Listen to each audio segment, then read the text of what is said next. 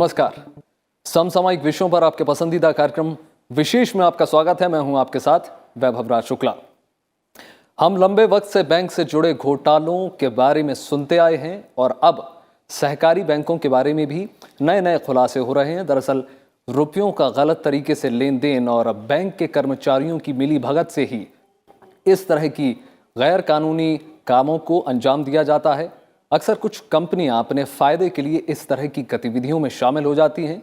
इस तरह के फर्जीवाड़े से जहां घोटाले में शामिल बैंकों की साख पर सवाल खड़े होते हैं, तो वहीं खाताधारी भी बेहद मुश्किल में फंस जाते हैं।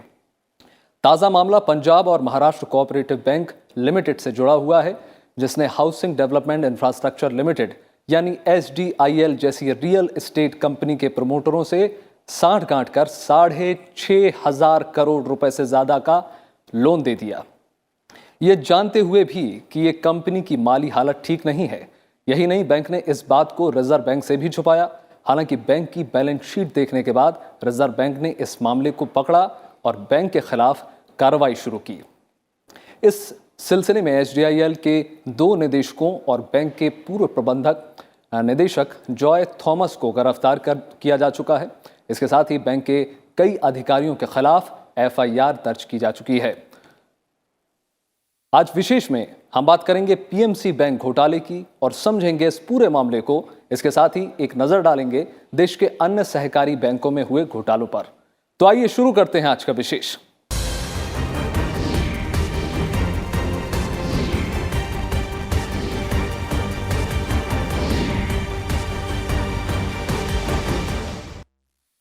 पंजाब एवं महाराष्ट्र कोऑपरेटिव बैंक देश के शीर्ष 10 सहकारी बैंकों में से एक है, लेकिन पिछले कुछ दिनों से यह बैंक घोटाले की वजह से लोगों के बीच काफी चर्चित है।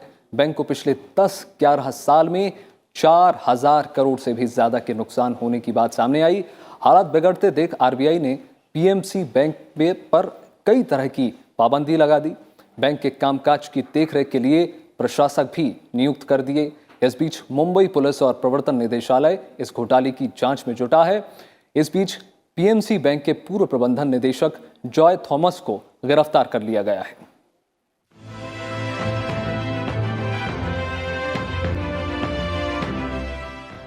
पिछले कुछ दिनों से Punjab and Maharashtra cooperative bank घोटाला सुर्खियों में है।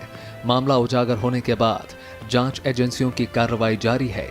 PMC बैंक मामले में प्रवर्तन निदेशालय यानी ED ने फर्जीवाड़े की जांच के तहत मुंबई और उसके निकटवर्ती इलाके में 6 स्थानों पर 4 अक्टूबर को छापे मारे। ED ने इस मामले में मनी लॉन्ड्रिंग यानी धन शोधन का एक मामला भी दर्ज किया है। ED के धन शोधन रोकथाम अधिनियम के तहत आपराधिक शिकायत दर्ज करने के बाद छापे मारे।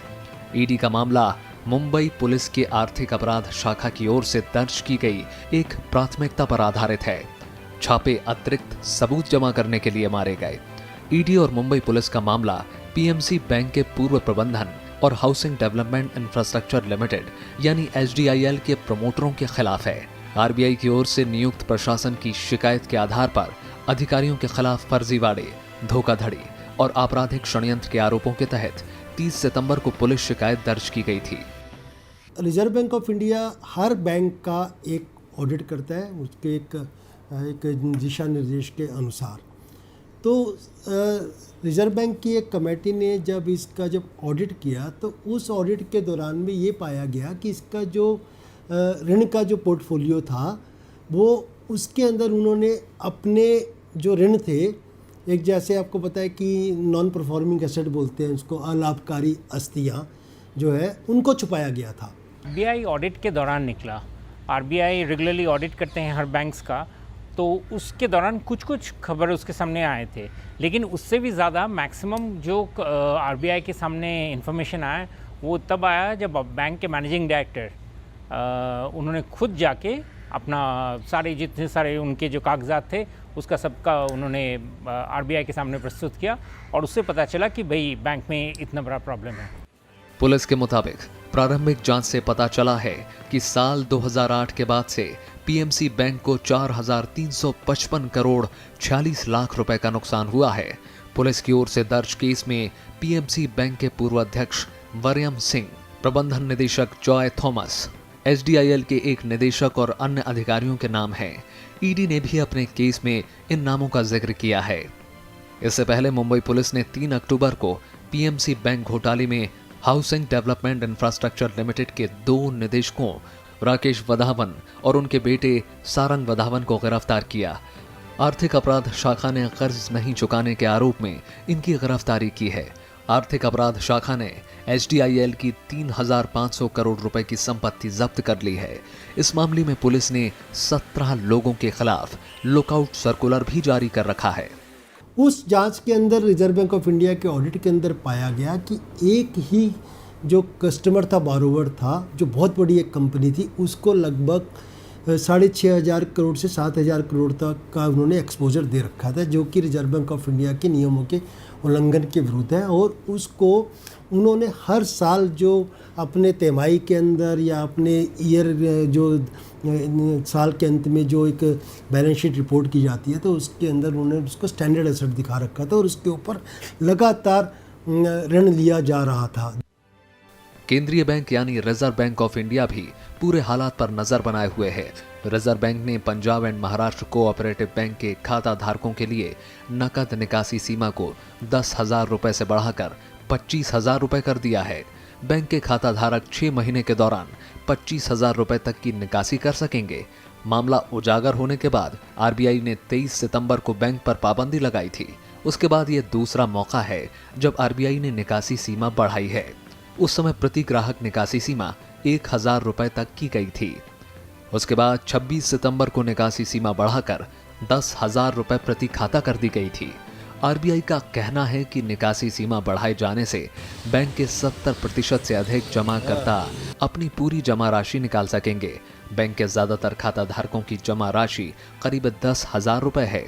बैंक की कुल खुदरा जमा 915 करोड़ रुपए है। फिलहाल पीएमसी बैंक रिजर्व बैंक की ओर से नियुक्त प्रशासन के तहत काम कर रहा है।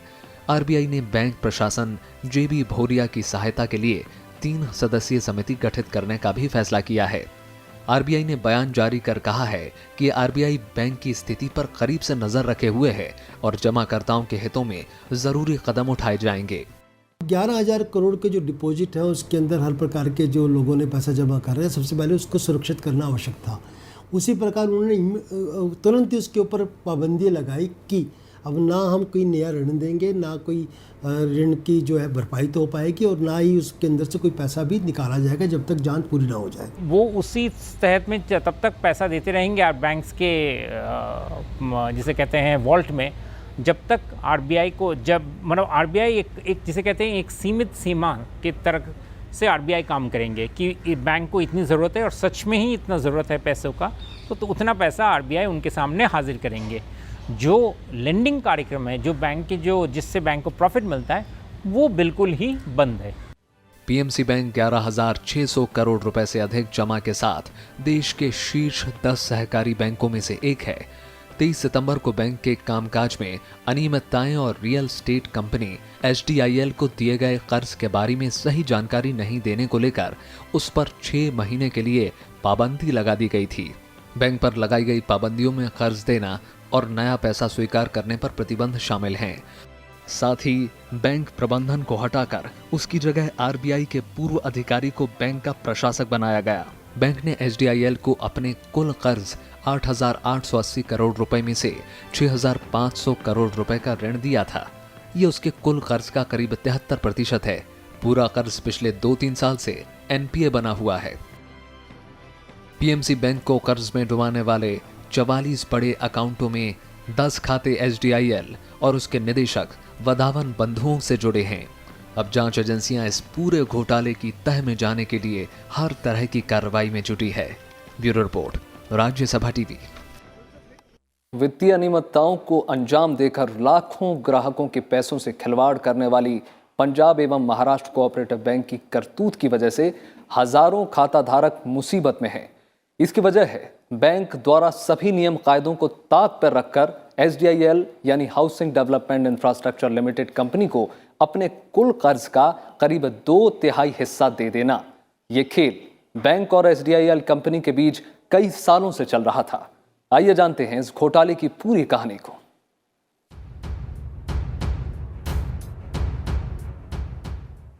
देश के शीर्ष शहरी सहकारी बैंक में से एक पंजाब और महाराष्ट्र कोऑपरेटिव बैंक द्वारा नियम कायदे को तोड़कर रियल एस्टेट कंपनी HDIL यानी हाउसिंग डेवलपमेंट इंफ्रास्ट्रक्चर लिमिटेड को गलत तरीके से दिए गए ऋण की वजह से लाखों ग्राहक मुसीबत में फंस गए हैं। हजारों करोड़ों रुपए के इस घोटाले की कहानी को जानने से पहले पंजाब और महाराष्ट्र कोऑपरेटिव बैंक और HDIL के कार्य और संबंधों के बारे में जानना जरूरी है।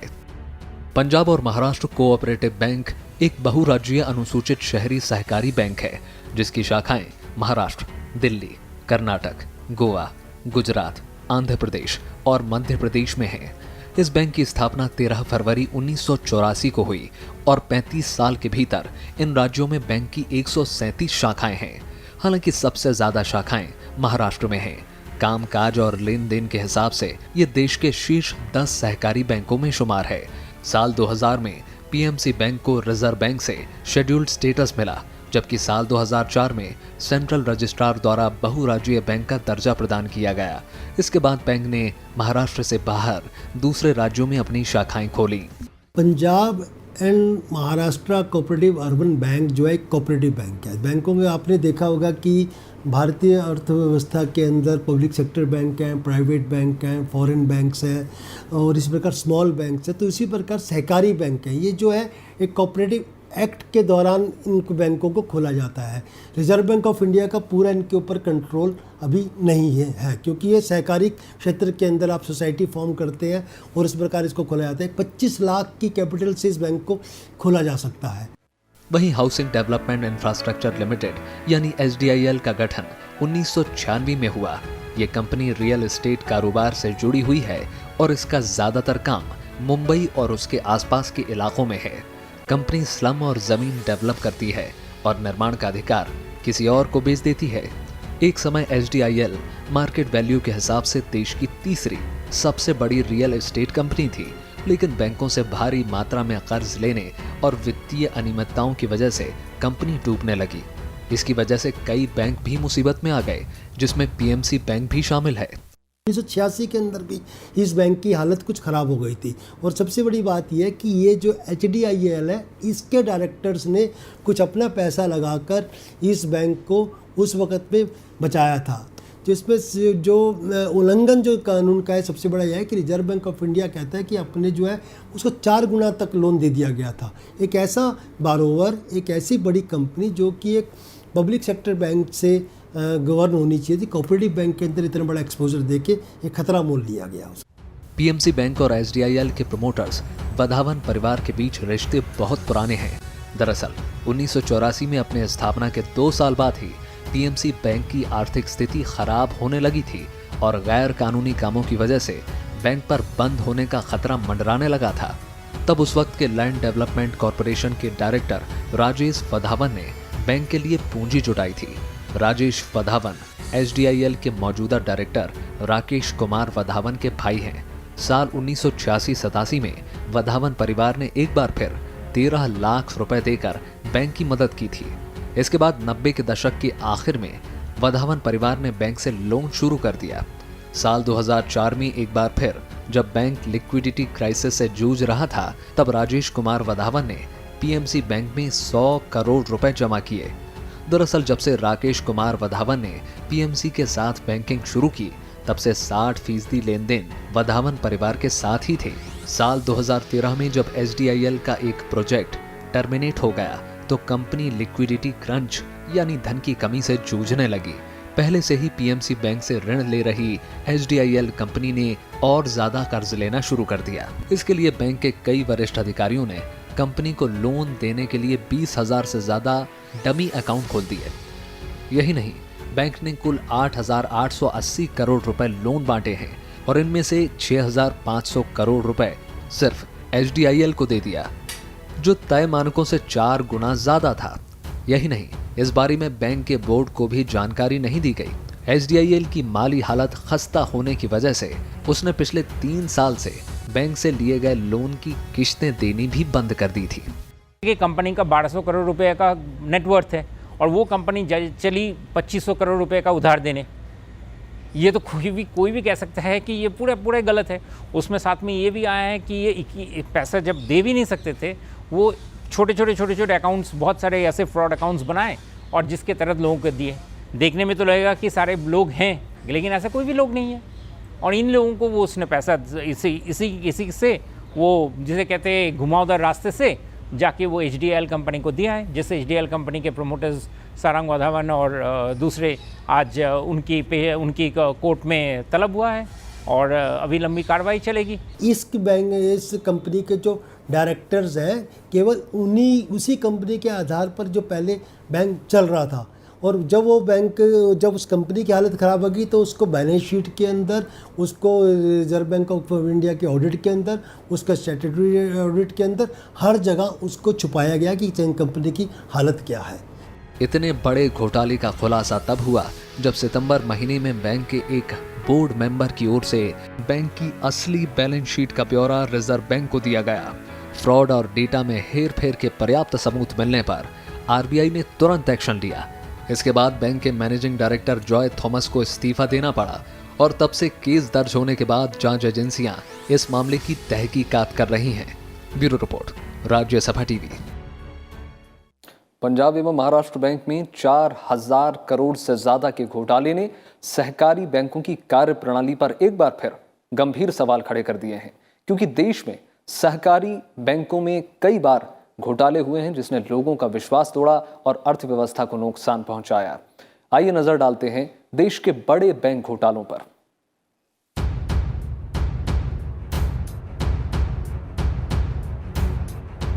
पंजाब एवं महाराष्ट्र कोऑपरेटिव बैंक में हुआ घोटाला सहकारी बैंक में होने वाले फर्जीवाड़े का बड़ा उदाहरण बनकर सामने आया है।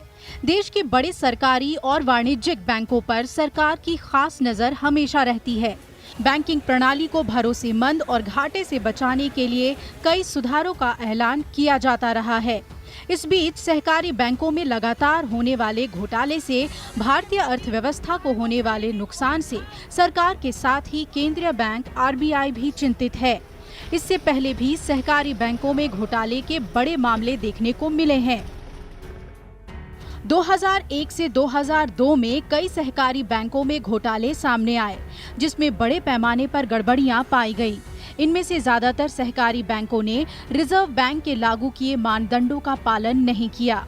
तब गुजरात में मधेपुरा मर्केंटाइल कोऑपरेटिव बैंक ने इक्विटी बाजार में अपने जमा धन के बराबर ही निवेश कर दिया, जो RBI के दिशा निर्देशों का उल्लंघन था। कृषि कोऑपरेटिव अर्बन बैंक ने 530 करोड़ रुपए का ऋण दे दिया, जबकि बैंक के पास 350 करोड़ रुपए का ही डिपॉजिट था। इसी तरह चारमीनार कोऑपरेटिव अर्बन बैंक को मनचाहा लोन देने की वजह से लिक्विडिटी की समस्या हुई।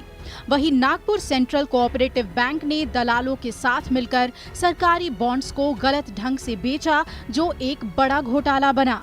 माधवपुरा मर्केंटाइल कोऑपरेटिव बैंक है 2001 के अंदर उसका जो सबसे बड़ा जो घोटाला उजागर हुआ था। अभी भी उसके जो 45,000 जो डिपॉजिटर हैं उनके फंड अभी तक सेटल नहीं हो पाए हैं। उसी प्रकार एक कृषि कोऑपरेटिव अर्बन बैंक था जो कि जिसके अंदर एक फ्रॉड हुए थे। इसी प्रकार चारमीनार कोऑपरेटिव बैंक था, उसके अंदर ये घोटाले जो हमारे सामने आए थे। तो इस प्रकार जो है कोऑपरेटिव बैंक के अंदर, क्योंकि उनकी जो मैनेजमेंट होती है वो एक सहकारिता के अनुधार पर होती है और कहीं ना कहीं उसके अंदर कोई एक नेक्सस चलता है। क्योंकि रिजर्व बैंक ऑफ इंडिया की अभी पिछले दिनों एक जांच हुई थी, कमेटी निर्धारित की गई थी, उसके अंदर ये कहा गया था कि इस कोऑपरेटिव बैंक्स के ऊपर, इनके ऊपर भी जो एक अपना एक बोर्ड ऑफ डायरेक्टर्स होता है, उनके ऊपर एक मैनेजमेंट डायरेक्टर्स की होनी चाहिए कि जो रिजर्व बैंक ऑफ इंडिया के अंडर में हो और रिजर्व बैंक ऑफ इंडिया उसको कहीं कंट्रोल करे। घोटाले की वजह से आम जनता का धन लौटाने में कई सहकारी बैंक सक्षम नहीं थे। ऐसे कई सहकारी बैंकों पर RBI ने रोक लगा दी। 2017 में वसंत दादा नागरी सहकारी बैंक संस्था पर प्रतिबंध लगा। ये प्रतिबंध 14 नवंबर 2017 से 13 अक्टूबर 2019 तक के लिए है। Padmashri doctor Vitthal Rao Vikhe Patil cooperative bank Maharashtra पर 20 मई 2018 से 17 मार्च 2020 तक बैन है। कराड जनता सहकारी बैंक महाराष्ट्र पर 10 नवंबर 2017 से 9 मार्च 2020 तक प्रतिबंध है। विदर्भ महिला अर्बन कोऑपरेटिव बैंक कर्नाटक पर 21 फरवरी 2019 से 29 फरवरी 2020 तक प्रतिबंध है। घोटाला प्रभावित सहकारी बैंकों में खाता धारकों के लिए नकद निकासी की सीमा तय कर दी जाती है, जिससे ग्राहकों को काफी असुविधा होती है। साथ ही कर्ज देने और राशि जमा करने पर भी पाबंदी होती है। 2001 में माधवपुरा मर्केंटाइल बैंक, उसके पहले बैंक ऑफ पंजाब, उसके पहले 1992 में भी 2 कोऑपरेटिव बैंक थे, उनके नाम मुझे याद नहीं आ रहे। इसलिए आप जितने सारे आप स्टॉक मार्केट का कोई भी आप इंटरनेट खोल के देख लीजिए, सारे में आपको मिलेंगे कोई ना कोई ऐसे कोऑपरेटिव बैंक। और ये कोऑपरेटिव बैंक वो कोऑपरेटिव बैंक नहीं है जो डिस्ट्रिक्ट कोऑपरेटिव बैंक में आते हैं या प्राइमरी कोऑपरेटिव बैंक में आते हैं, उनसे इनका कोई ताल्लुकात नहीं है। मैं फिर से कह रहा हूँ कि वो आरबीआई के अंडर चलते हैं, नाबार्ड के रूल्स में चलते हैं। ये बिल्कुल अलग है। ये करीब एक तरह के चिट फंड्स होते हैं। ये नाम अपना लगाते हैं बैंक, लेकिन ये बैंक नहीं है। देश के लगभग सभी राज्यों के सहकारी बैंकों में बड़े घोटाले सामने आए हैं। 2018 में राजस्थान के सीकर में केंद्रीय सहकारी बैंक लिमिटेड की रिंगस शाखा के कर्मचारियों ने 8 करोड़ 53 लाख रुपए की ठगी उपभोक्ताओं से की। इसी साल छत्तीसगढ़ के सहकारी बैंकों में 1500 करोड़ रुपए से ज्यादा का घोटाला सामने आया। रायपुर और बिलासपुर के सहकारी बैंक में अकेले 1200 करोड़ का गोलमाल हुआ, जबकि बाकी 300 करोड़ रुपए से ज्यादा की रकम की हेराफेरी राज्य के दूसरे जिलों में हुई। 2019 में झारखंड के झारखंड कोऑपरेटिव बैंक में 19.58 करोड़ रुपए का घोटाला सामने आया। इस कोऑपरेटिव बैंक में हुई जांच के दौरान मरम्मत के नाम पर गड़बड़ी करने का मामला सामने आया और फर्जी व्यक्तियों के नाम पर 22 खाते खोलकर 1 करोड़ 47 लाख रुपए का कर्ज देने और बैंक के ही पैसों से उसकी भरपाई करने का मामला पकड़ में आया था। इसी साल भोपाल जिला सहकारी केंद्रीय बैंक का निवेश घोटाला 118 करोड़ रुपए से बढ़कर 331 करोड़ रुपए तक जा पहुंचा। इस घोटाले में बैंक ने ऐसी फाइनेंस और इंफ्रास्ट्रक्चर कंपनियों में निवेश कर दिया जो नियमानुसार सही नहीं थे। और कोऑपरेटिव बैंक की अगर नॉन गवर्नेंस की वजह से या उनके ऑडिट की वजह से या बैंकों की मैनेजमेंट की वजह से इस प्रकार अगर चीज़ें होती हैं तो उनका विश्वास खो जाता है और वो अपनी बहुत बड़ी राशि जो है खो बैठते हैं। तो सबसे जो चीज़ है कि ये देखनी चाहिए कि हमको अपनी जो पॉलिसी है, रिजर्व बैंक ऑफ इंडिया की पॉलिसी है, उनको दोबारा से देखना पड़ेगा, उस विश्वास को दबाना पड़ेगा। और अगर कोई पॉलिटिकल और मैनेजमेंट का अगर कोई नेक्सस है, उस नेक्सस को सबसे पहले हमने जो ख़त्म करना पड़ेगा। और जितने भी रूल्स एंड रेगुलेशंस हैं जो गवर्नेंस के, उनको और पुख्ता बनाना पड़ेगा। और साथ ही साथ कुछ एक्शन ऐसे करने पड़ेंगे कि जिससे कि जनता का विश्वास सामने आए, चाहे वो पुलिस की कार्रवाई है, कोर्ट्स की कार्रवाई है या हमारी इन्फोर्समेंट एजेंसीज की कार्रवाई है। और उस सिस्टम को बहुत ज़्यादा पुख्ता बनाने की बहुत ही आवश्यकता है हमको। भारतीय ग्रामीणों को कर्ज से बचाने में सहकारी बैंक ने काफी मदद की है। किसानों को कर्ज से मुक्ति देने के लिए बहुत कम ब्याज दर पर आर्थिक सहायता देने के लिए और महाजन और साहूकारों के चंगुल से छुड़ाने के लिए इस आंदोलन की शुरुआत सबसे पहले मद्रास प्रांत में हुई। 1895 से 97 ईस्वी में फ्रेडरिक निकोलसन ने सहकारी साख समितियों की स्थापना की सिफारिश की थी। 1901 ईस्वी में लॉर्ड कर्जन की सरकार ने एक कमेटी बनाई, जिसकी सिफारिशों के फलस्वरूप 1904 में सबसे पहला सहकारी साख समिति एक्ट पास हुआ। इसका मकसद रेफिसन सिद्धांतों के आधार पर ग्रामीण सहकारी साख समितियों की स्थापना करके ग्रामीण वित्त की व्यवस्था करना था। केंद्रीय सहकारी बैंक और राज्य सहकारी बैंक ने ग्रामीण क्षेत्र में काफी काम किया है, लेकिन जिस तरह के घोटाले सहकारी बैंकों में हो रहे हैं, उससे अर्थव्यवस्था को भारी नुकसान हो सकता है। Bureau report, Rajya Sabha TV.